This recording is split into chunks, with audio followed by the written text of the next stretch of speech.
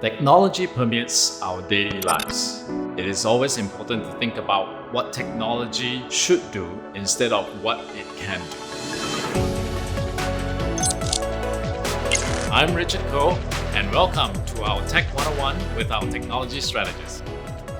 Hi everyone, welcome to this episode of Tech 101 with our Tech Strategist.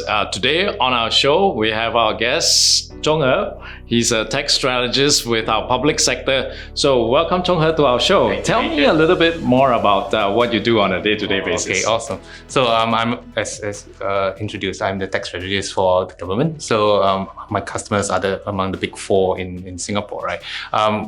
In Singapore, we are always talking about moving to the cloud, about having a better digital environment for our citizens, right? So this whole move to the cloud has generated a lot of interest, a lot of curiosity, a lot of apprehension as well. So conversations with our customers is involving what it does to take to move their workloads from on-prem into the cloud, being able to give them assurance on security, protecting the citizens' information in their lives. But I mean, these are issues that are top of mind for everybody in this industry, right? This whole transformation is not only about the government; it's about the world.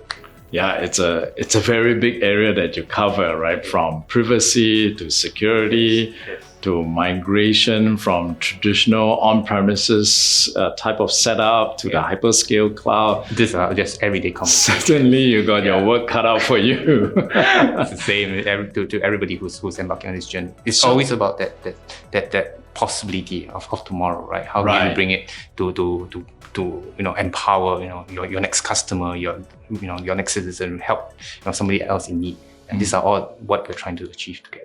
So I like that word, possibility of tomorrow, because I think artificial intelligence is one of those space that just literally in the last few short years have gained so much momentum, just in its capabilities, in the way it almost mimic human behaviors, in sight, in sound, in comprehension, all of that.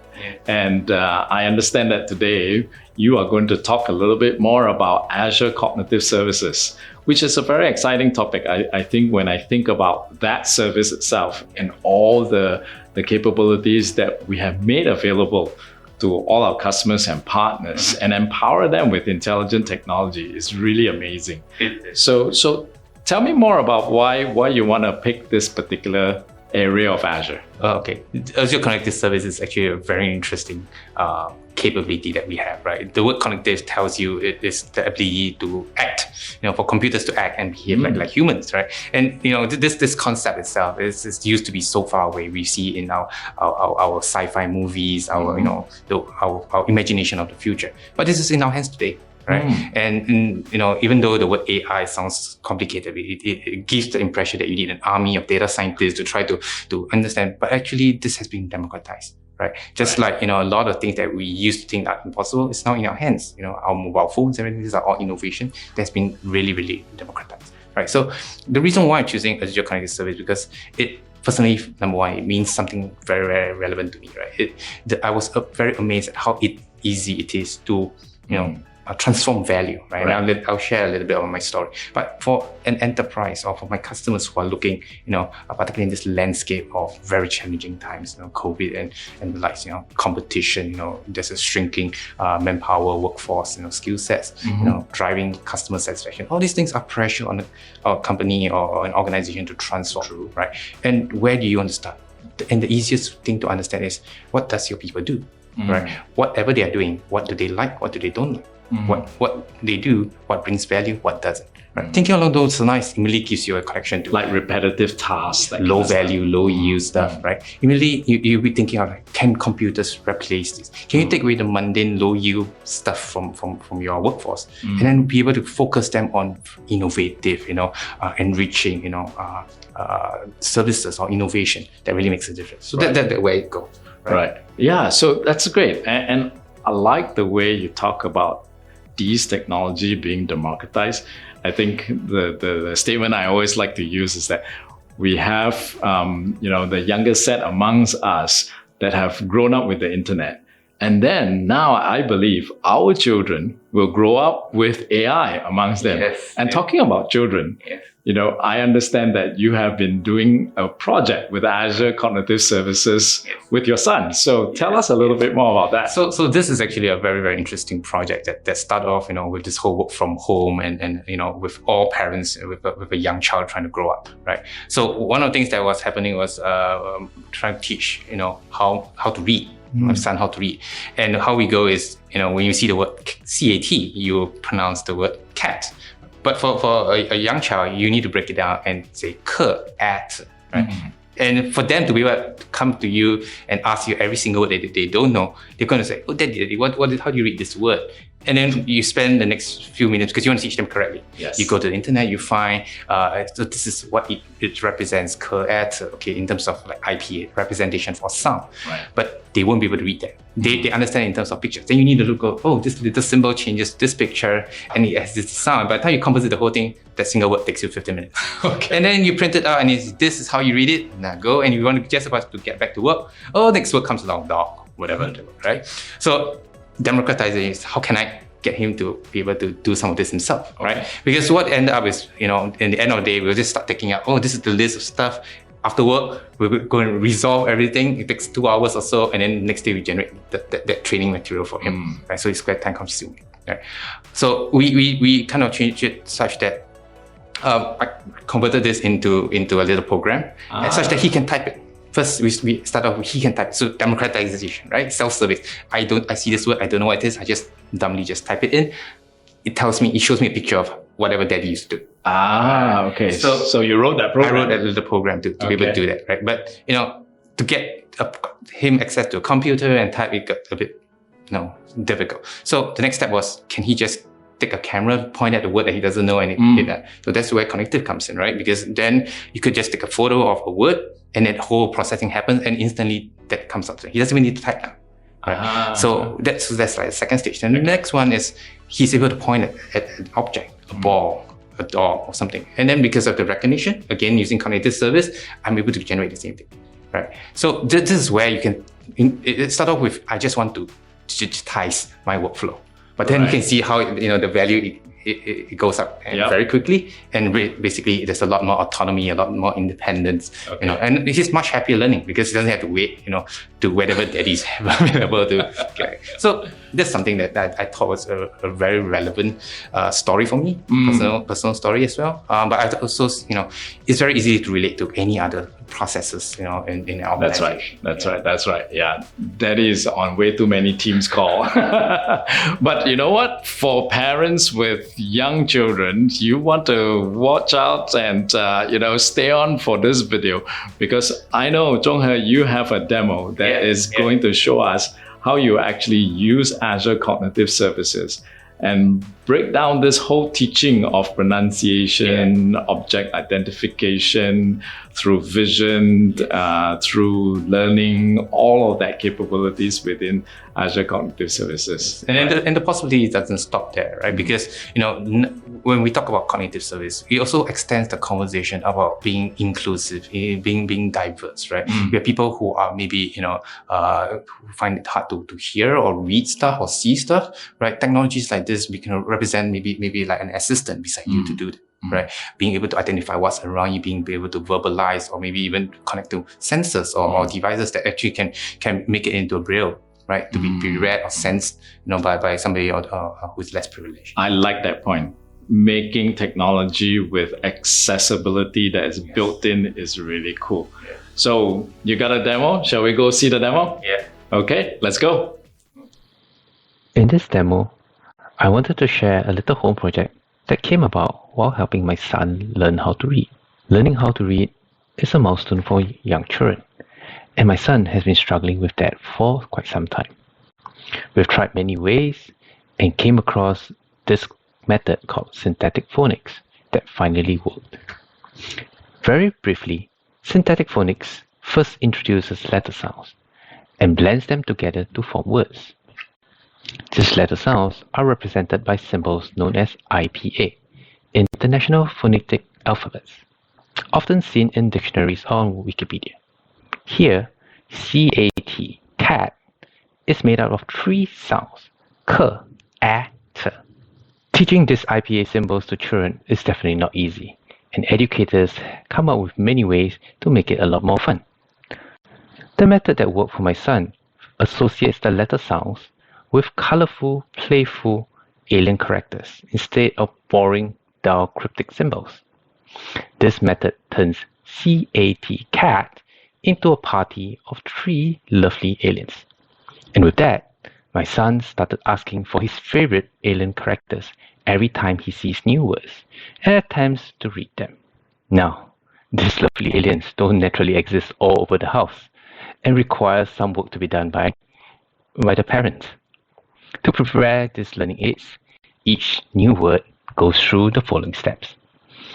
First, I have to look up the dictionary or Wikipedia to find the IPA for the word. I would then need to map the pronunciation to the spelling of the word before looking up the corresponding aliens that matches each IPA. Printing and arranging these aliens in the correct order typically wraps up about 10 minutes. This definitely is not efficient or sustainable, as my son demands more words and bigger words. I wanted a way to rapidly speed up the creation of these learning aids and set out on a little project. Taking about a week, I put together the initial version of such a tool. This tool replicates the manual process and follows the 3 key steps of looking up the dictionary, mapping the pronunciations of the word, and then rendering the kids-friendly images. Let's see how this performs. Here, the tool is running on the left. It takes in an input and generates the corresponding artifact on the right. We can show this by typing in CAT.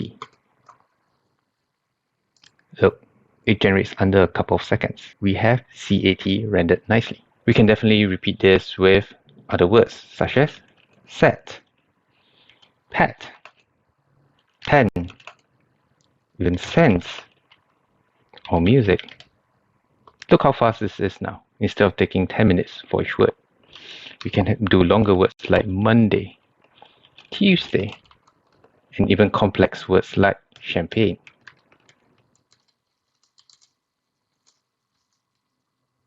Isn't this awesome? Things worked for a while, but soon my son decided that his daddy was the bottleneck in my batch processing of his word requests. He did not like that he needed to wait or depend on his daddy. So the tool requires an upgrade. It needs a much simpler user interface, and I decided that a camera is easily something a young child can handle before he learns how to type. Going back to the code, I simplified the user interface and added functionality to connect to the camera.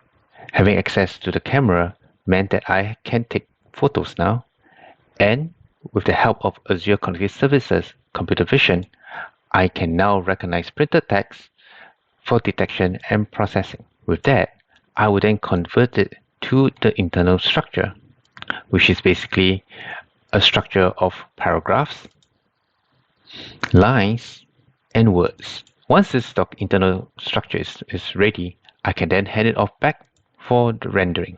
With the little addition of Azure Cognitive Services, my son now can take the tool to go around the house and scan on words that he sees.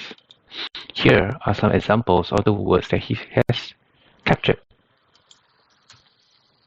Of course, my son now happily uses this to learn how to read with a lot of independence and having fun at the same time.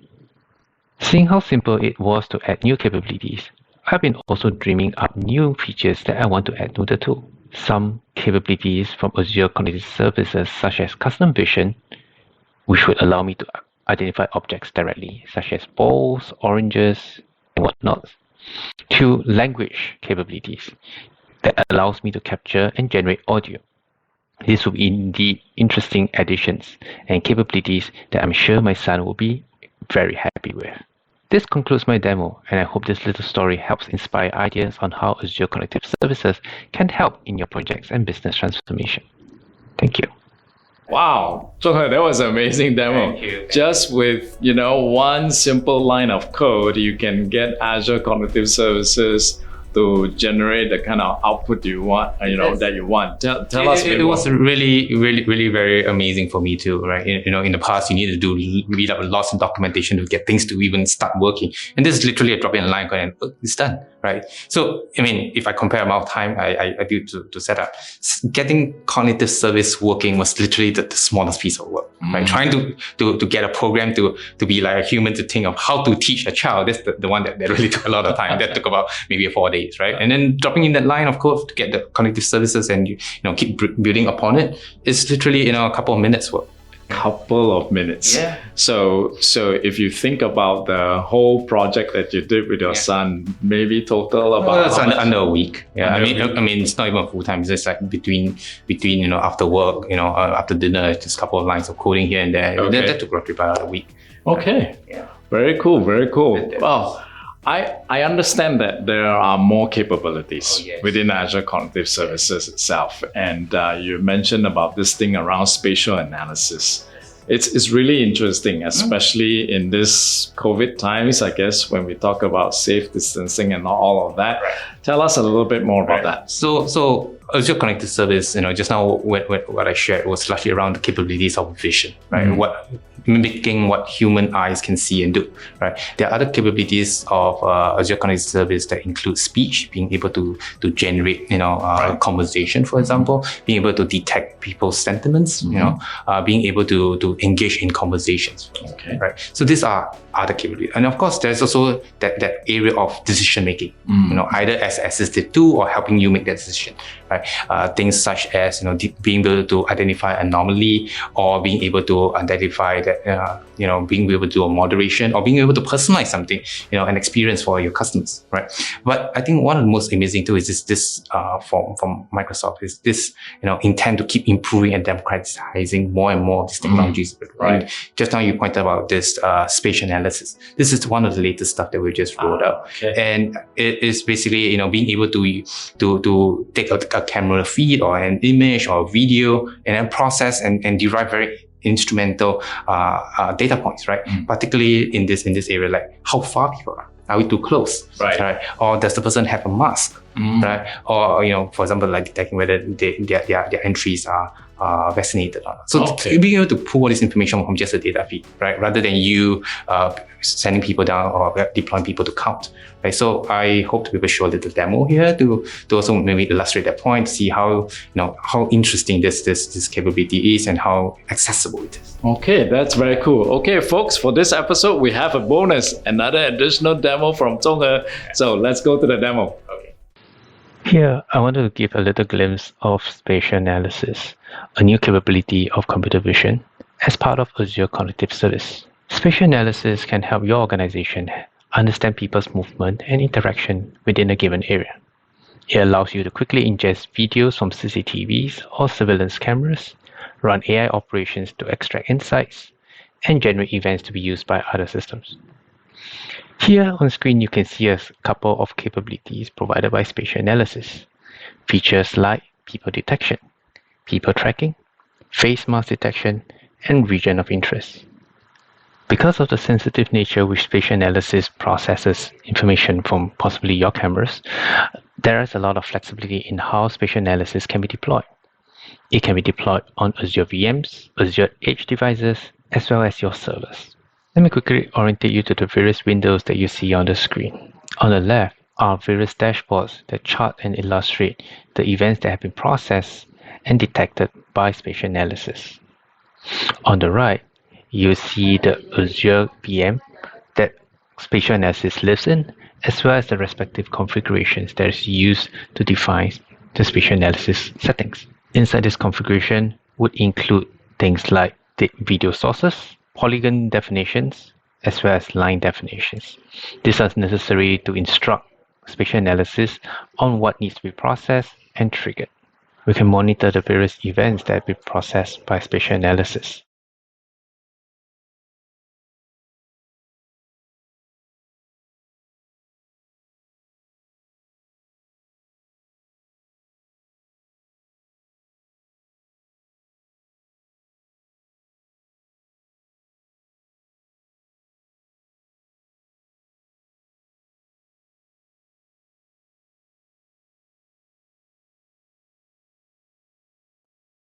I hope this gives a small little glimpse of what spatial analysis can do. Feel free to explore the other capabilities such as mask detection, distance measurement. Thank you. Wow, thanks, Zonghe. That was an amazing demo. It's like so easy right now to do this. Yeah, and I think it's very relevant. Yeah, tell us a little bit more of what we just saw. Yeah, so inside the video, you see, how we use spatial analysis to basically analyze a video feed, right? Being able to do things like people counting, judging distances from people, and many more things that you can add. Maybe things like, detection of mask, right? Or whether they intrude into a space that is out of bounds. So these are things that you can easily add on to. Right. So it's really amazing, right? Like, depth perception, object detection, the human detection, all of that has becoming much, much, much more intelligent in these capabilities like Azure Spatial Analysis itself. Correct. And you can use it to augment things like, product placement, or maybe, measuring your queue length, right? Or whether you need to deploy more resources to serve your customers. So these are, the possibilities are endless, right? Just being able to tap on your existing camera feeds, for example, or deploying new ones to be able to further the possibilities. So talking about camera feeds, right? So I'm sure there's a lot of customers out there that are thinking, what about real live camera video feeds? How would a customer deploy it?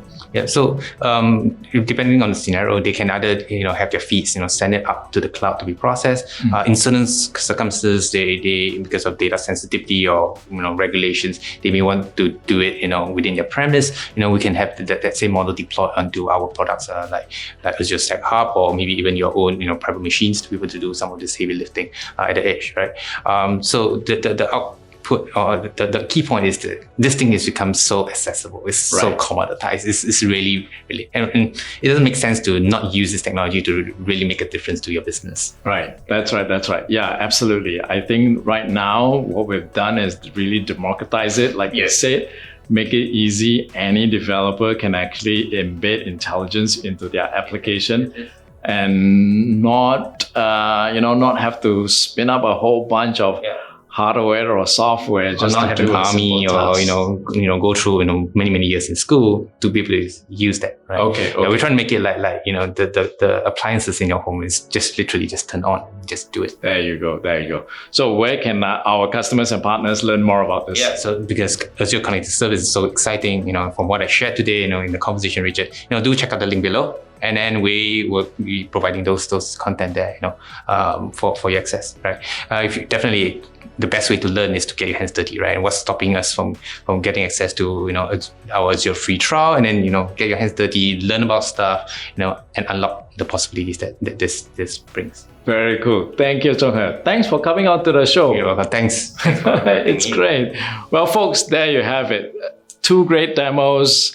The way AI is being democratized right now, it's really literally available to you in the hands of all your application developers. So take full advantage of it.